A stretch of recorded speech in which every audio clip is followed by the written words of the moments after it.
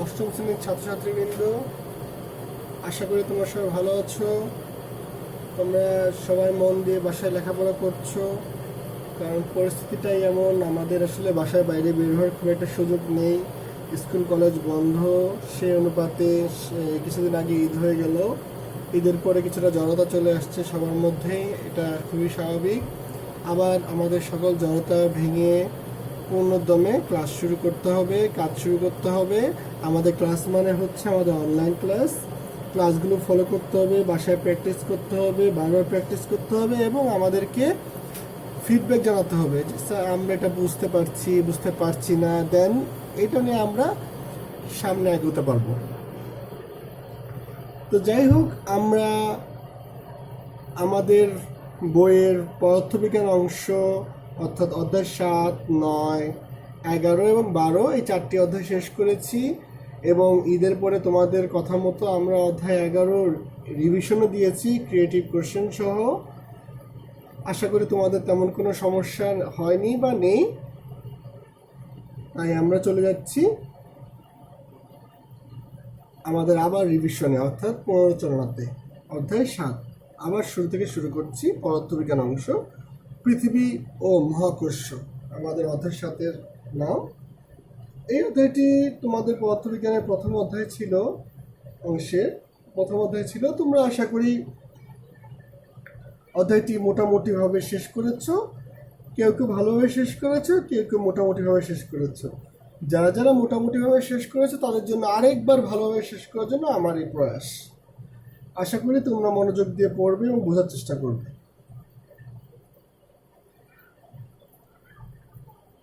পাঠ 1, মহাকর্ষ।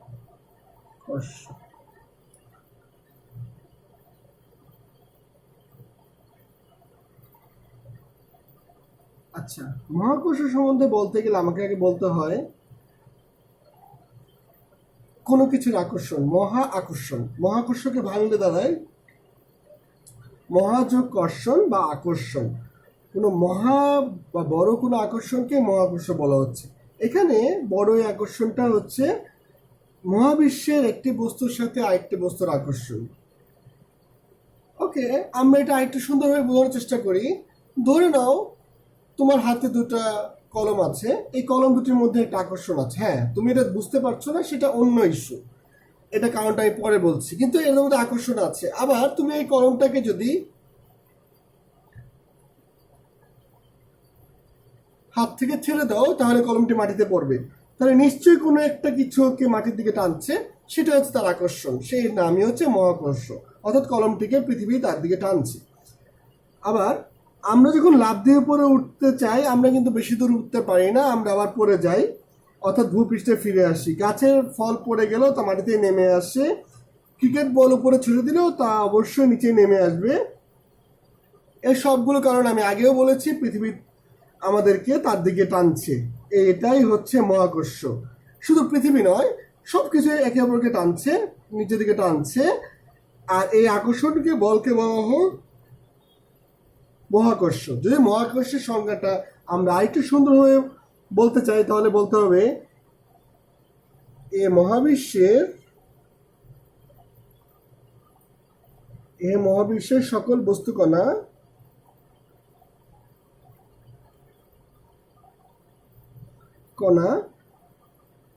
একে অপরকে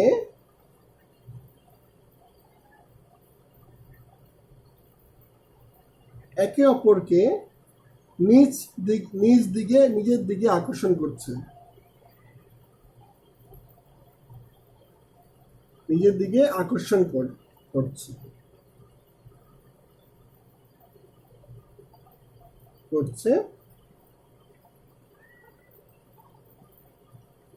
এ বিশ্বের যে কোনো দুটি বস্তুর মধ্যে আকর্ষণকে বলা হয় মহাকর্ষ। নাম মহাকর্ষ। মহাকর্ষ। আচ্ছা, তাহলে আমরা কিছুটা হলে বুঝতে পারছি মহাকর্ষ কি। বিজ্ঞানী নিউটন এই মহাকর্ষ সম্বন্ধে সর্বপ্রথম আমাদেরকে ধারণা দেন। হয়তো অনেকেই ব্যাপারটা গেস করেছিল বা কিছুটা নিজেদের মধ্যে রেখেছিল, বাট সেটা এতটা জোরালোভাবে প্রমাণিত হয়নি যতটা নিউটন আমাদেরকে প্রমাণ করে দিয়েছে। এবং নিউটনের আবিষ্কারটা একটি মজার আবিষ্কার। আসলে তিনি আবিষ্কার করার আগেই একটা দুর্ঘটনা থেকে আবিষ্কারটার সূত্রপাত হয়। তিনি একদিন আপেল গাছের নিচে বসেছিলেন, সবাই এটা জানো মনে হয় এবং সবাই ক্লাসেও শুনেছ। আপেল গাছের নিচে বসে তিনি কিছু গাণিতিক সমস্যার সমাধান করছিলেন। হঠাৎ করে গাছ থেকে একটি আপেল তার মাথার উপর পড়ে। তো তিনি সহসা চিন্তা করে বসেন, আপেলটি তার মাথায় কেন পড়ল, এটি অন্য কোনো দিকে গেল না কেন। তার এই কেন বা জানতে চাওয়ার আগ্রহ থেকেই এই সূত্রের অবতারণা হয়েছে, যাকে আমরা নিউটনের মহাকর্ষ সূত্র নামেও আখ্যায়িত করতে পারি। আচ্ছা,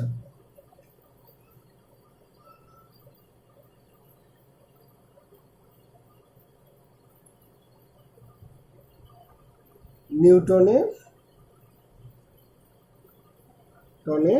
মহাকর্ষ সূত্র।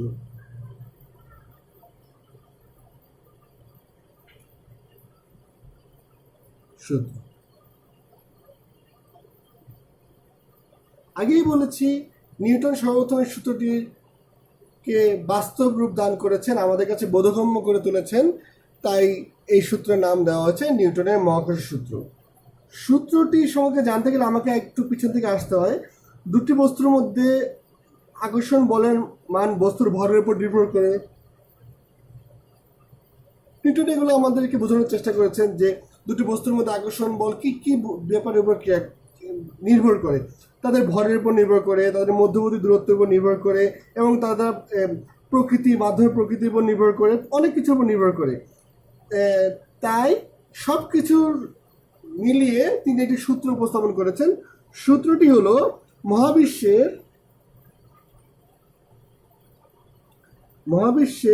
বস্তুকণা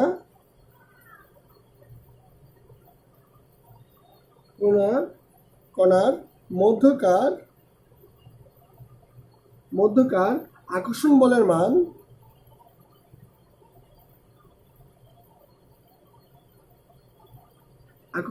মান বস্তুদ্বয়ের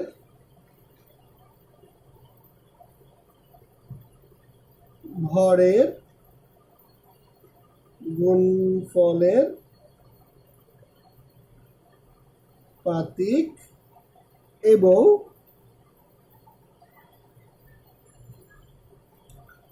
মধ্যবর্তী দূরত্বের বর্গের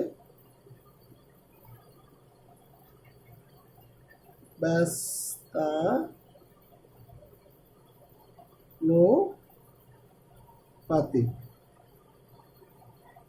এবং এই বল বস্তু কণাদ্বয়ের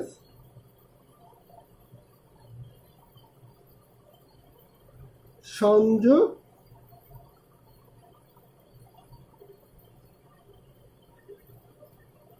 রেখা বরাবর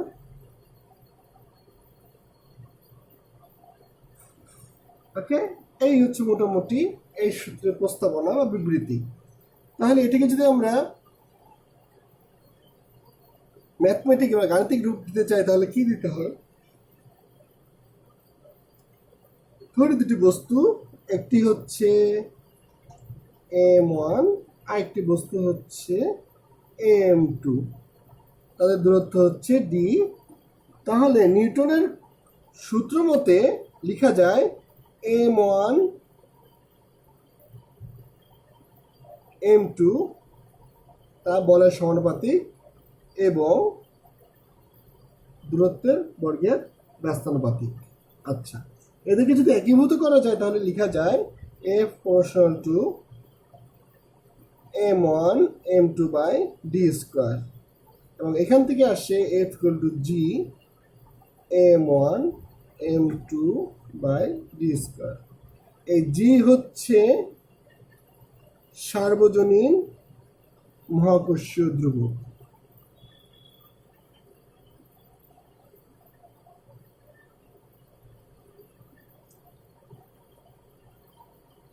জি সার্বজনীন মহাকর্ষীয়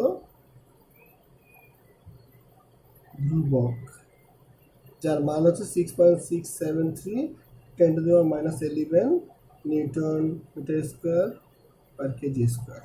এটি হচ্ছে এর মান। এটি একটি মুখস্থ মান। এটা পৃথিবীর মহাবিশ্বের যে কোনো প্রান্তে যাওয়া যায়, এর মানের কোনো পরিবর্তন হয়নি বা হবেও না, এজন্য একে ধ্রুবক বলা হয়। আচ্ছা, এবার আমরা জানার চেষ্টা করি মহাকর্ষ বল কি। মহাকর্ষ বল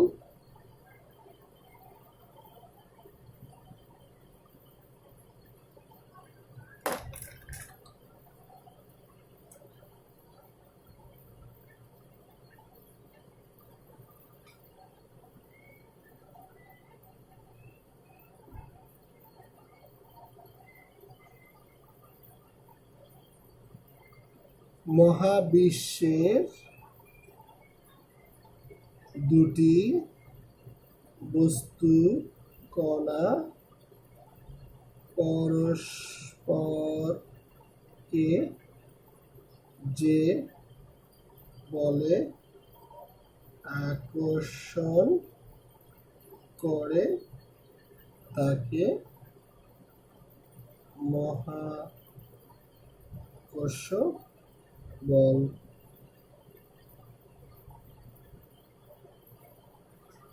এটাকে নিউটনের মহাকর্ষ বল নামেও পরিচিত করা হয়। কথা হচ্ছে একই। মহাকর্ষের সূত্র অনুসারে আমরা দেখতে পাই নির্দিষ্ট দূরত্ব অবস্থায় দুটি বস্তুর ভরের গুণফল দ্বিগুণ হলে বলও দ্বিগুণ হবে, সমানুপাতিক বলে। ভরের গুণফল 3 গুণ হলে বলও 3 গুণ হবে। আবার নির্দিষ্ট ভরের দুটি বস্তুর দূরত্ব দ্বিগুণ করলে বল 1/4 হবে, দূরত্ব 3 গুণ হলে 1/9 হবে। মহাকর্ষীয় বলের প্রভাবে পৃথিবী ও সূর্যের চারিদিকে ঘুরে। এবার আমরা আলোচনা করব পৃথিবী এবং অন্য কোনো বস্তুর আকর্ষণ বল নিয়ে। 8, 2 ও 3 অভিকর্ষ ও অভিকর্ষ ত্বরণ।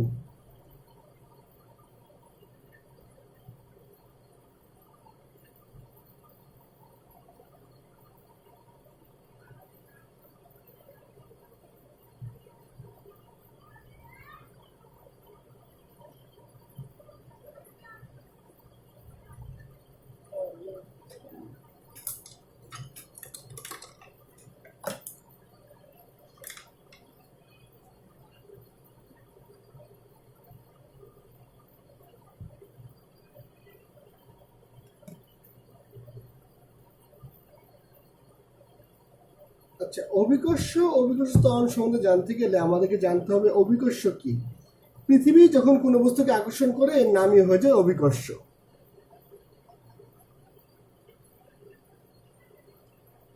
আমরা তো জেনেছি এর আগে যে মহাবিশ্বের প্রতিটি বস্তু কণা একে অপরকে নিজের দিকে আকর্ষণ করে।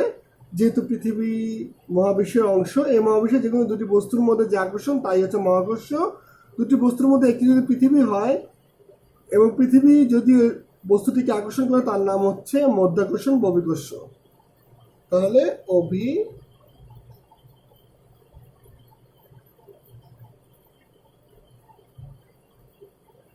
পৃথিবী ও তার নিকটবর্তী অন্য কোনো বস্তুর মধ্যে আকর্ষণ বলের নাম অভিকর্ষ। একে মধ্যাকর্ষণ নামেও ডাকা হয়।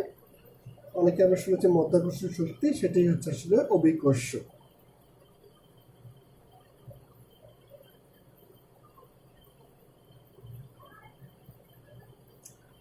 অর্থাৎ কোনো বস্তুর উপর পৃথিবীর আকর্ষণই হচ্ছে অভিকর্ষ।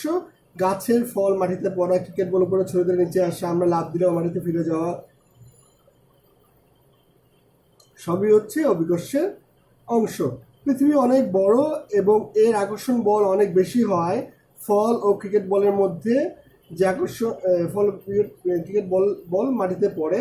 পৃথিবী ও অন্য যে কোনো বস্তুর মধ্যে যে আকর্ষণ তার নাম হচ্ছে অভিকর্ষ বল। সূর্য এবং চন্দ্রের মধ্যে যে আকর্ষণ তার নাম হচ্ছে মহাকর্ষ। কিন্তু পৃথিবী এবং চন্দ্রের মধ্যে আকর্ষণের নাম হচ্ছে অভিকর্ষ, যেটা আমরা একটু আগে বললাম। এবার হচ্ছে অভিকর্ষ ত্বরণ।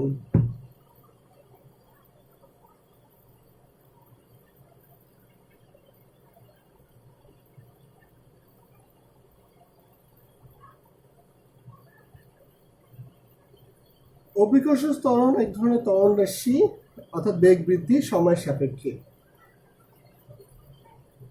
বল প্রয়োগ করলে কোনো বস্তু বেগের পরিবর্তন হয়, সবাই আমরা জানি। প্রতি সেকেন্ডে যে বেগের বৃদ্ধি হয় তাকে ত্বরণ বলে। প্রতি সেকেন্ডে বস্তুর বেগের বৃদ্ধিকে ত্বরণ বলা হয়। অভিকর্ষ বলের প্রভাবে বস্তু ত্বরণ হয়, এই ত্বরণকে অভিকর্ষ ত্বরণ বা মধ্যাকর্ষণ জনিত ত্বরণ বলা হয়। তাহলে এই সংখ্যাটা আমরা কি লিখবো? আমরা লিখতে পারি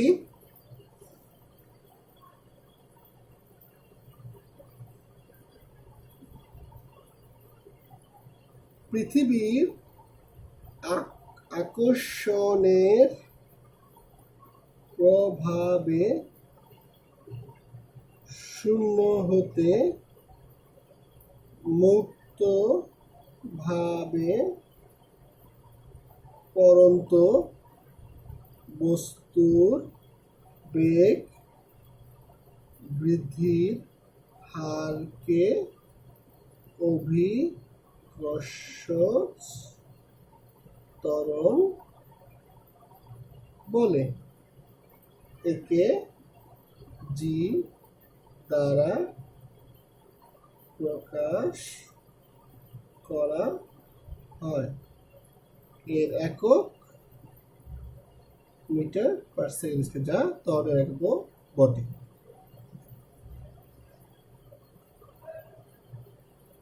তাহলে আমরা অভিকর্ষ সম্বন্ধে জানলাম এবং অভিকর্ষ ত্বরণ সম্বন্ধে মোটামুটি একটা ধারণা হলো। এবার আমরা চলে যাচ্ছি এর ম্যাথমেটিক্যাল গাণিতিক সমীকরণ।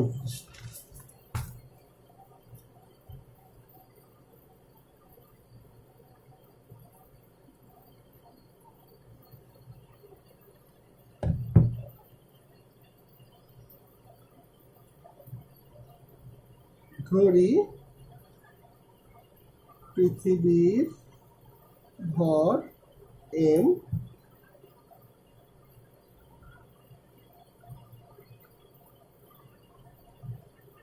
নিকট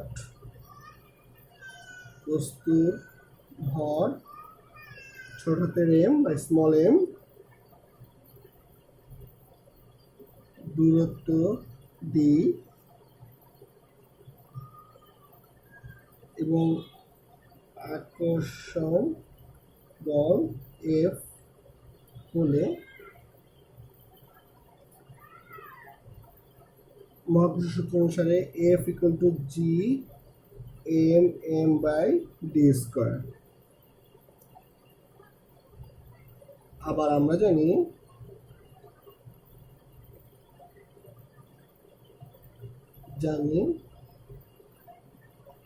পৃথিবী কর্তৃক কোনো বস্তুর আকর্ষণ বল হচ্ছে পৃথিবী ভর ইন্টু অভিকর্ষ ত্বরণের গুণফল। তাহলে আমরা এখান থেকে লিখতে পারি M G equal to G M M by D square, এর বল হচ্ছে এম জি।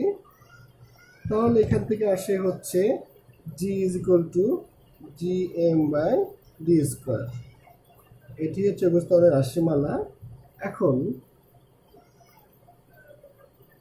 যদি বস্তুটি ভূপৃষ্ঠে হয় তাহলে আমরা লিখব জি ইকুয়াল টু gm/r²। আবার যদি বস্তুটি ভূপৃষ্ঠে আবার h উচ্চতায় হলে আমরা লিখব g gm/r+h²। h হচ্ছে যে উচ্চতায় বস্তুটি রয়েছে। তাহলে এই সূত্রগুলো আমাদের জন্য কার্যকর সূত্র।